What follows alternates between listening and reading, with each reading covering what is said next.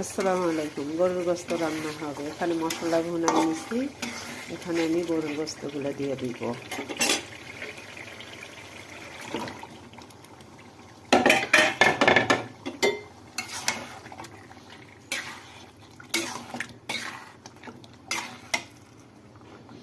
একটু নাড়াচাড়া করে দিলাম। এখন গরুর গোস্তগুলো আমি ঢেকে দেব।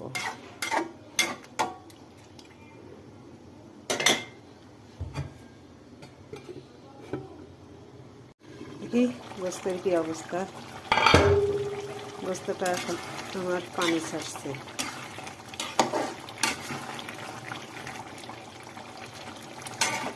এখানে আমি পটল আর আলু দিব।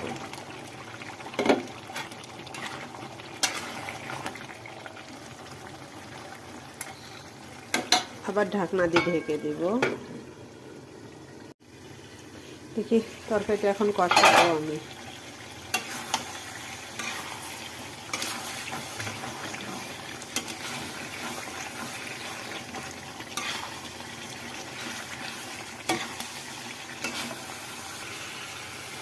তরকারিটা আমার কষানো হয়ে গেছে। এখন এখানে আমি ঝোল দিব। ঝোলটা আমি গরম পানি দিব।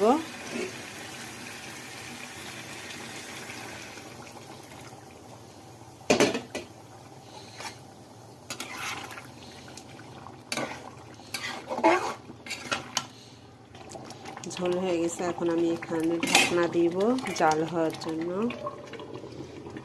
দেখি তরকারির কী অবস্থা। তরকারি হয়ে গেছে। আমার এরকম আরও রান্নার ভিডিও দেখার জন্য পাশে থাকুন। আল্লাহ হাফেজ।